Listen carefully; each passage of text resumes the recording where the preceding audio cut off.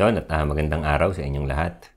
Itong mga bahay na nakikita ninyo ngayon ay mga empty house, abandoned house o Akiya house kung tawagin nila dito sa Japan. Marami ang nagtatanong sa akin, bakit maraming abandoned houses dito sa Japan? At meron din na nagre-request na mamasyal tayo dito sa Japan ng nakabike. At dahil tapos na ang summer at pumasok na ang autumn o taglagas, ay makakapasyal-pasyal na tayo ng komportable. At habang namamasyal tayo, ay ating tatalakayin kung bakit nga ba maraming abandoned houses dito sa Japan. So, simulan na natin to. Tara! Sa Amerika at Pilipinas, ang pagkakaroon ng bahay at lupa ay maituturing na asset o investment.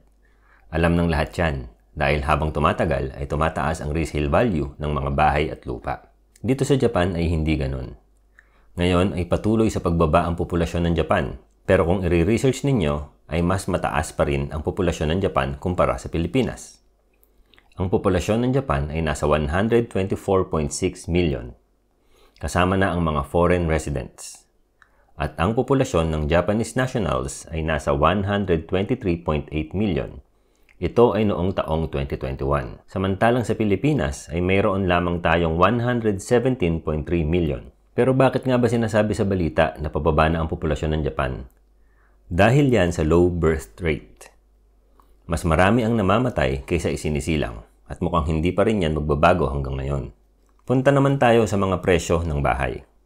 Parang ano yan nagfa-function yan na parang supply and demand. At kada taon ay tumataas ang supply at yung demand ay hindi tumataas. So saan pupunta ang presyo? Walang iba kundi pababa. At kung merong mga bahay at lugar na ayaw ng tirhan ng mga tao, maaabandona na ito. Maaaring narinig nyo na ang mga bahay at lupa dito sa Japan ay nawawalan na ng halaga pagkalipas ng 30 years. Bakit? Dahil dito, kailangan mong ihiwalay ang bahay sa lupa. Yung bahay ang nawawalan ng halaga, hindi yung lupa. Pero hindi ibig sabihin na hindi bumababa ang presyo ng mga lupa. Dahil bumababa din po ito. Sobra. Isa po yan sa dahilan kung bakit hindi praktikal na bumili o magpagawa ng bagong bahay dito sa Japan. Hindi po ito maituturing na investment, maliban na lang kung ito ay nasa Tokyo. Dahil kahit pababa ang populasyon sa Japan, paunlad naman ang Tokyo. Balik tayo sa mga bahay. Ngayon, ang average ng mga bahay na ginigiba ay nasa 30 years. Opo, tama po. 30 taon lang. Pero hindi kasama dito ang mga lumang bahay na nakatayo pa rin hanggang ngayon.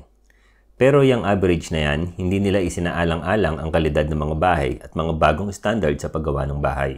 Sa madaling salita ay kinuha lang nila ang average years ng mga bahay na ginigiba. Tapos ay isinet na nila na ito ang average shelf life ng mga bahay. Dinisregard na nila kung gaano ba talaga katagal ang itatagal ng mga bahay. Bakit? Para marami ang bumili o magpagawa ng bago. Galing ng marketing strategy, di ba? Pag sinabi nga naman na 30 years lang ang itatagal ng bahay, ay tatatak ito sa isip ng mga tao. Kahit pa mahigit sa 30 years ang pwedeng itagal ng mga kabahayan dito sa Japan.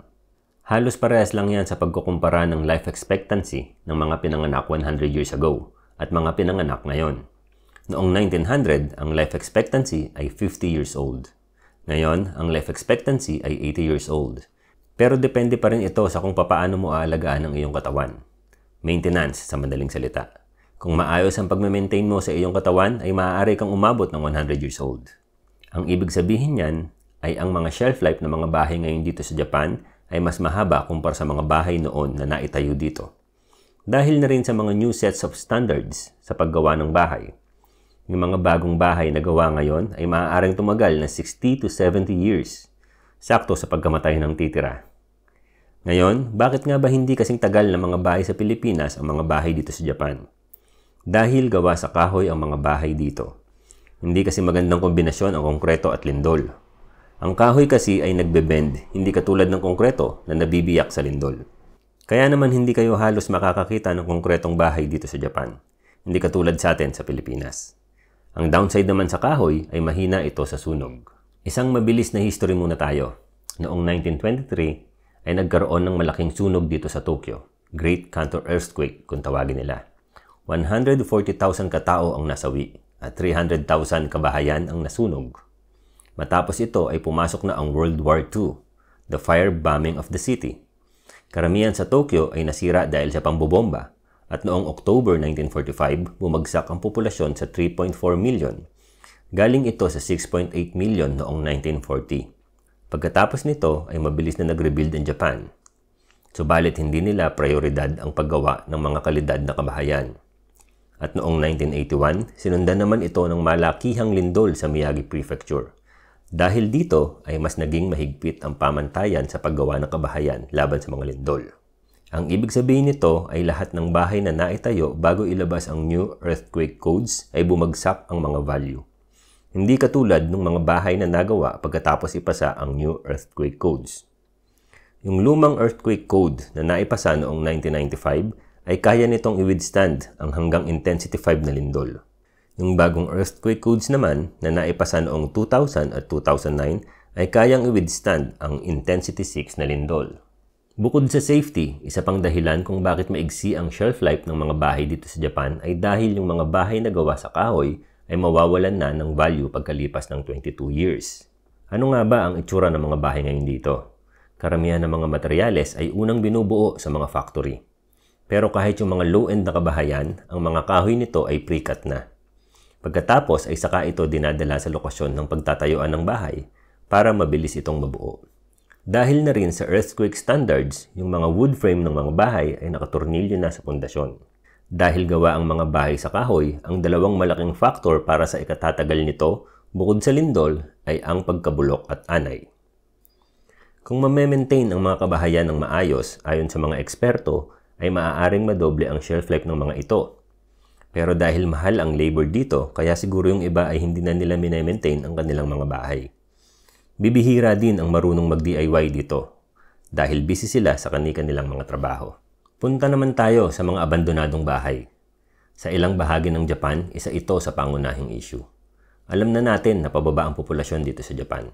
Alam na rin natin na ang mga bahay na itinatayo ilang dekada na ang lumipas ay wala na rin halos halaga. Pero bakit nga ba nakatayo pa rin ang mga abandonadong bahay na ito? At yung iba ay nabubulok na. Isa sa pangunahing dahilan ay pera. Kapag ipinagiba kasi ang bahay, otomatikong tataas ang tax bill na dapat bayaran nila. At yung mga lupa dito na may nakatayong bahay ay mababa ang tax na binabayaran. Sa madaling salita, kapag nagpagiba ka ng bahay ay hindi lang tataas ang yearly tax mo. Gagastos ka rin para sa pagpapagiba at hindi rin mura ang pagpapagiba dito. Kadalasang rason din kung bakit maraming abandonadong bahay ay pag sumakabilang buhay na ang mga magulang. Tapos, hindi alam ng mga anak kung ano ang gagawin nila sa bahay dahil may sarili-sarili rin silang bahay. Yung iba ay maaaring mga nasa city. Tapos, ang mga magulang naman nila ay nasa probinsya. Kapag pinagiba nila ang bahay na naiwan ng kanilang mga magulang, hindi lang tataas ang tax nila, gagastos din sila sa pagpapagiba. At gastos pa rin kung ipapamaintain nila ito. At mababa din ang porsyento na may bumili ng lupang may nakatayong lumang bahay dahil mahal nga ang magpagiba. Kaya ang pinakamurang paraan ay hayaan na lang na abandonado ang bahay. Minsan naman sa makabilang buhay na ang may-ari ng bahay tapos ay wala itong kamag-anak. Marami ring bahay na hindi nila mahanap yung may-ari. Nagpasa na ng batas ang gobyerno ng Japan na magpapahintulot sa mga munisipalidad na makipag-coordinate sa mga tax offices para hanapin at pagmultahin ang mga may-ari ng mga abandonadong bahay. Ang batas ay nagpapahintulot din sa pamahalaan na bawiin ang espesyal na pagtrato sa buwis para sa mga tahanan kung ito ay abandonado. Kung hindi naman mahanap ang mga may-ari, ang mga munisipalidad ang magte-take over para muling mapakinabangan ang mga lupa at gusali. Pero hanggat maaari ay hindi nila ito gustong gawin. Dahil mahal ang magpagiba.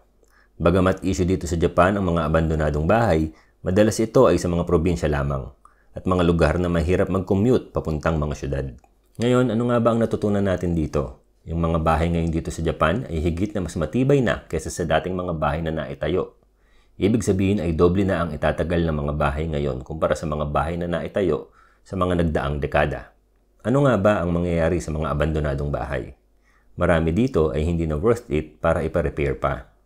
Paano ito aaksyonan ng gobyerno at ng mga taong naiwanan ng abandonadong bahay? Sa Amerika, 90% ng sales nila sa mga house and lot ay sa mga used house. Dito sa Japan, 15% lamang ang sales nila sa mga used house. Isa rin yan sa dahilan kung bakit hindi worth it para sa mga Japanese na mag-maintain ng kanilang bahay.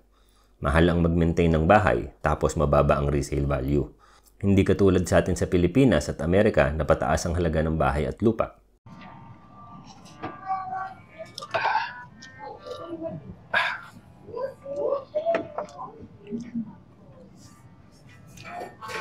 Paano? Hanggang sa muli.